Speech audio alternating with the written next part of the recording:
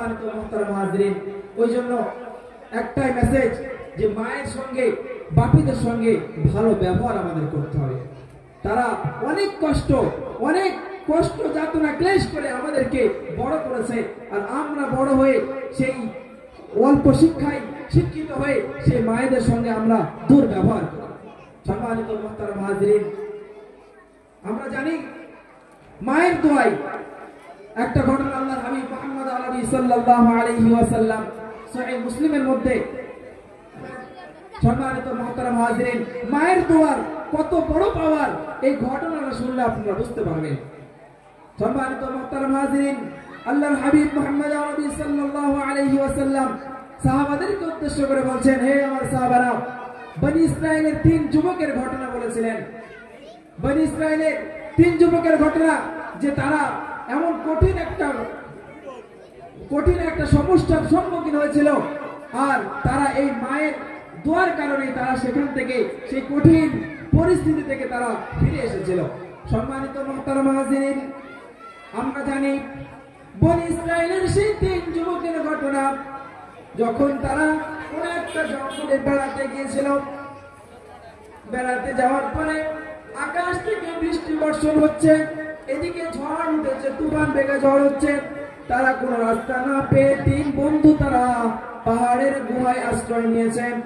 যখন পাহাড়ের গুহায় আশ্রয় নিয়েছে, কিছুক্ষণ উপর পাহাড়ের উপর থেকে একটা চাটান এসে সেই পাহাড়ের মুখ বন্ধ করে দিয়েছে, সেই গুহার মুখ বন্ধ করে দিয়েছে।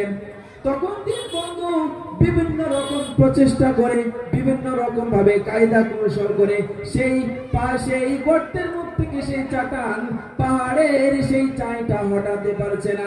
অনেক প্রচেষ্টা করার পরে যখন সেই চাটানটা হটাতে পারছে না, তখন তারা আপসের মধ্যে মাশওয়ারা করলো, হে আমার বন্ধুরা, তোরা তোদের লাইফে এমন কিছু ভালো কাজ যদি করে থাকিস, তাহলে ওই ভালো কাজের ওসিলা দিয়ে আল্লাহ রাব্বুল আলামিনের কাছে দোয়া কর, যাতে আল্লাহ পাক আমাদের এই কঠিন সমস্যা থেকে আমাদেরকে সমাধান দেয়, কোন রাস্তা বার করে দেয়।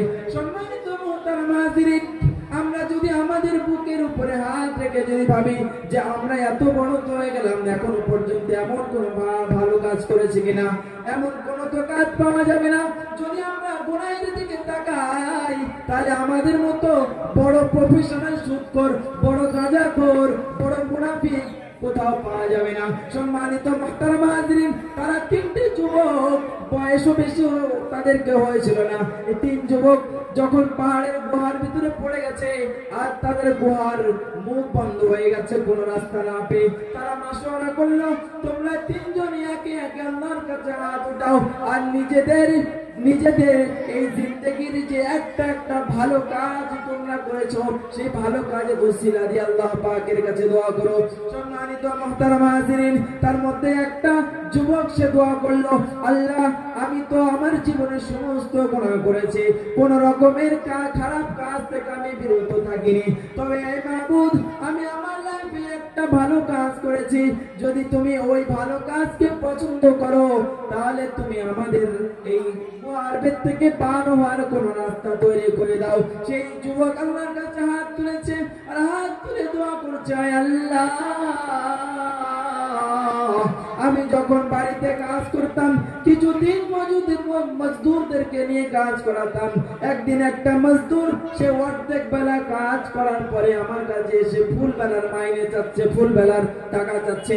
অর্থাৎ সকাল থেকে সন্ধ্যা পর্যন্ত কাজ করার কথা, সে সকাল থেকে নিয়ে দুপুর পর্যন্ত কাজ করে আর পুরো দিনের সে টাকা চাচ্ছে। আমি তাকে বলেছিলাম, না, টাকা দেব না, তুমি চলে যাও।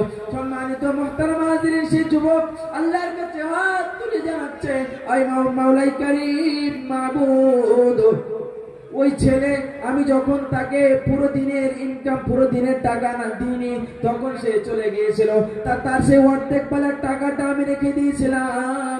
রেখে দেওয়ার পরে কিছুদিন পরে একটা বকরি কিনি, ওই টাকা দিয়ে একটা বকরি কেনার পরে ওই একটা বকরি থেকে বকরি বাড়তে বাড়তে বাড়তে বাড়তে একটা বকরির ঢের হয়ে গেছে। কাছে অনেক বকরি জমা হয়ে গেছে।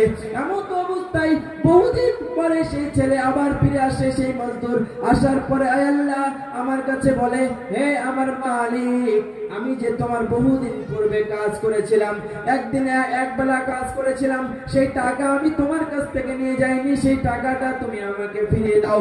সম্মানিত আল্লাহর গোলাম, নবীর উম্মতের দল, সেই মালিক তখন বলছে, যাও, এই যে তুমি বকরির ঢের দেখতে পাচ্ছ, এই বকরির ঢেরটাকে তুমি নিয়ে চলে যাও। যতগুলো বকরি আছে তুমি সমস্ত বকরিগুলো নিয়ে চলে যাও। তখন সেই মজদুর বলছে, মালিক, আমি তো এক বেলা কাজ করেছিলাম, আর এক বেলার ইনকাম মাত্র 100 টাকা, সুতরাং তুমি আমার ওই 100 টাকা দিয়ে দাও।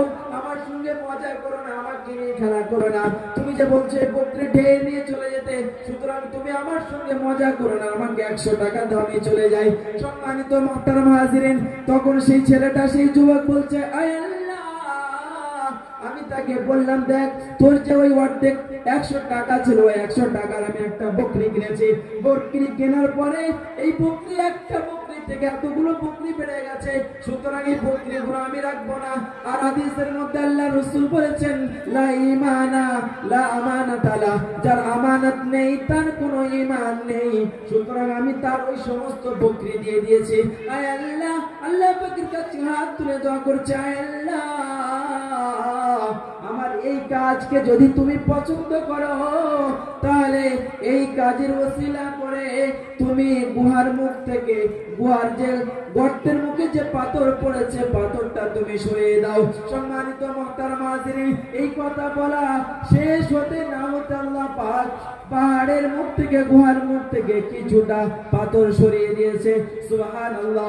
দ্বিতীয় যখন একটা ব্যক্তি, 3 যুবকের মধ্যে দ্বিতীয় একটা যুবক সে হাত তুলেছে, ওই আল্লাহ, আমিও সমস্ত রকম গুনাহ করেছি, এমন কোন গুনাহ নেই যে আমি করিনি, তবে একটা ভালো কাজ করেছি আল্লাহ। আমি আমার চাচার বাড়িতে গিয়েছিলাম, যাওয়ার পরে দেখি আমার চাচাজি চাচিমা বাড়িতে নেই, কিন্তু বাড়িতে ছিল আমার চাচাতো বোন, সুন্দর রূপসী।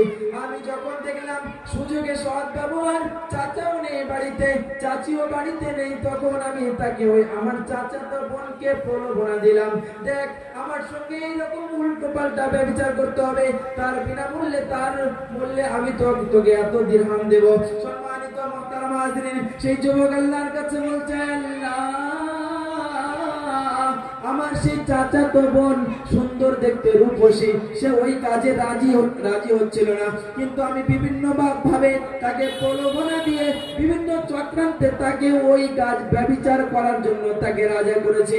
রাজি করার পরে যখন আমি তার শরীরের উপরে উঠেছি, তখন আমি দেখলাম আমার বোন, আমার চাচাতো বোনের চোখে পানি। আমি তাকে জিজ্ঞাসা করলাম, আমার বোন, তোর এত সুন্দর রূপ দিয়েছে, আমি তোকে কি করে ছেড়ে দিতে পারি, তবে তোর চোখ থেকে পানি কেন বার হয়? তখন সেই চাচার বোন বলেছিল, চাচাতো বোন বলেছিল, দেখো ভাই, তুমি আমার বাড়ির মেহমান, তুমি আমাকে এরকম জোর জবরদস্তি করে এমন খারাপ কাজ ব্যভিচারে লিপ্ত হইও না। দেখো, তুমি পারলে আমার সঙ্গে ভালোভাবে বিবাহ করে আমাকে ব্যবহার করতে পারো, তুমি এমন ভাবে ব্যভিচার আমার সঙ্গে করো না, আল্লাহকে ভয় করো। সম্মানিত মুহতারাম হাজিরিন, যখন এই কথা বললো যে দেখো আমার মেহমান ভাই, চাচা জাত ভাই, আল্লাহকে ভয় করো, তখন আমার মনে অল্প দয়া জাগলো, আমি আল্লাহর ভয়ে ওই বোনটাকে ছেড়ে দিলাম। আয় আল্লাহ, যদি এই কাজটা যদি শুধুমাত্র তোমার ভয়ের কারণে হয়, তাহলে আয় মাওলাই কারীম, তুমি এই পাহাড়ের মুখ থেকে পাথরটা তুমি সরিয়ে দাও। সম্মানিত মুহতারাম হাজিরিন, ওই দ্বিতীয় যুবকটি দোয়া করলো, আল্লাহ পাক ওই দোয়ার কারণে, দোয়া শেষ হতে তো দেরি, কিন্তু পাহাড়ের মুখ থেকে, গুহার মুখ থেকে সেই পাথরটা সরে যেতে দেরি হলো না। সম্মানিত মুহতারাম হাজিরিন, 3 ভাগের 2 ভাগ চলে গেছে।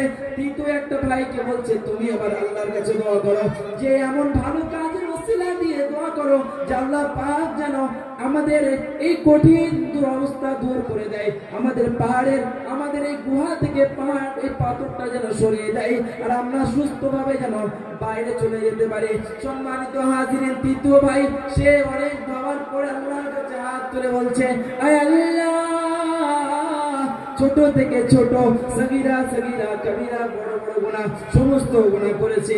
আয় আল্লাহ, তবে একটা কথা মনে পড়ে, আমার দুটো ভাই তারা তাদের ভালো কাজের ওসিলা দিয়ে তোমার কাছে দোয়া করেছে, যার কারণে তুমি কঠিন রাস্তা কিছুটা তুমি দূর করে দিয়েছো, সহজ করে দিয়েছো। আয় আল্লাহ, তবে আমার একটা ভালো কাজ মনে পড়ে।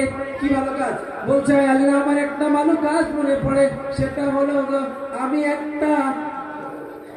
একটা মানুষের বাড়িতে, একটা মালিকের বাড়িতে কাজ করতাম। সকাল থেকে সন্ধ্যা পর্যন্ত কাজ করার পরে যখন বাড়ি ফিরতাম, বাড়িতে ছিল আমার বকরি। আসার পরে আমি বকরিকে দুধ দুতাম, বকরি থেকে দুধ নিয়ে সর্বপ্রথম আমার আব্বাজি আম্মাজিকে পান করাতাম।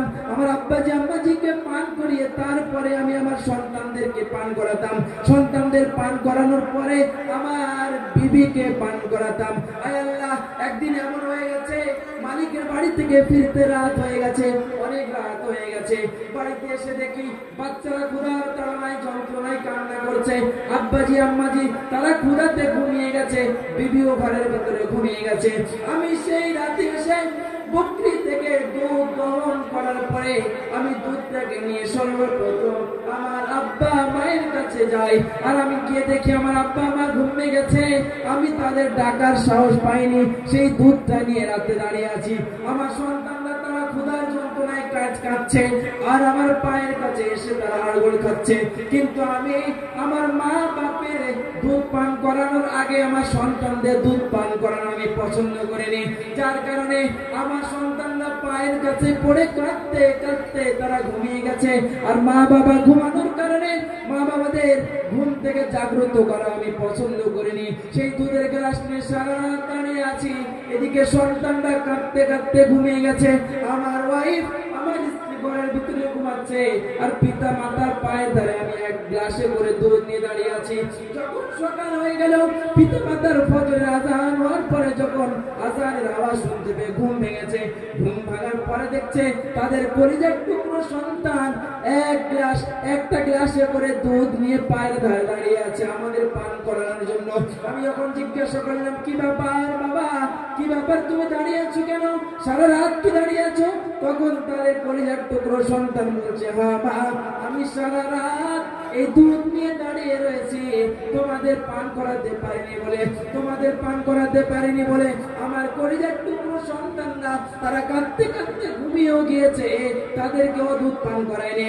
আমার বিবি ক্ষুধার তাড়নায় ঘরের ভিতরে গিয়ে ঘুমিয়ে পড়েছে, তারপরেও তাকে দুধ পান করাতে পারেনি। সম্মানিত মুহতারাম হাজিরিন, সেই যুবক বলছে, আল্লাহ, আমার এই কাজ যদি তুমি পছন্দ করো, তাহলে এই কঠিন যে পরিস্থিতির সম্মুখীন আমরা হয়েছে, পাহাড়ের ভিতরে ঢোকার পরে যে চায় আমাদেরকে পার হতে দিচ্ছে না পাহাড় থেকে, সুতরাং এই যে দুটো ভাই দোয়া করেছে, আল্লাহ তুমি কিছুটা পাহাড় দূর করে দিয়েছো, কিছুটা গর্তের মুখ খুলে দিয়েছো। আমার এই কাজকে যদি তুমি পছন্দ করো, তাহলে গোয়ার মুখ থেকে পাথরখানা তুমি সরিয়ে দাও। সম্মানিত মুহতারাম হাজিরিন, বলার সাথে সাথেই আল্লাহ রাব্বুল আলামিন পাহাড়ের এই গোয়ার মুখ থেকে পাথরটা সরিয়ে দিয়েছে। জোরে বলি সুবহানাল্লাহ, একটু জোরে বলি সুবহানাল্লাহ। এটার কারণ কি ছিল? একমাত্র মায়ের ভালোবাসার কারণে। সম্মানিত মুহতারাম হাজিরিন, ওই জন্য আমরা যদি আমাদের পিতা মাতাকে ভালোবাসতে পারি, আল্লাহর হাবিব সাল্লাল্লাহু আলাইহি ওয়াসাল্লামের হাদিস, মান আদরাকা লিওয়ালিদাইহি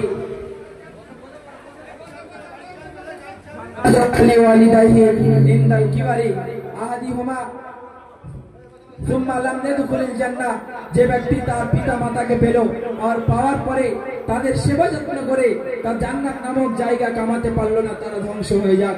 প্রত্যেকটা ভাইয়ের কাছে অনুনয় বিনয় করে জানানো হচ্ছে যে পিতা মাতা যাদের হায়াতে জিন্দেগিতে বেঁচে আছেন, দোয়া করেন আল্লাহ পাক যেন সুস্থ সবল ভাবে বাঁচিয়ে রাখে এবং তাদের সঙ্গে সৎ ব্যবহার করার জন্য নিজেকে সর্বসময় সর্ব অবস্থায় প্রস্তুত রাখেন।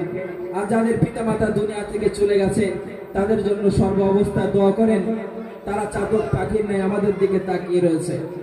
সম্মানিত মুহতারাম হাজিরিন, আল্লাহ পাক আমাদের সবাইকে আমাদের জনম দুঃখিনী পিতা মাতার জন্য সর্ব অবস্থায় দোয়া করার তৌফিক দান করুক।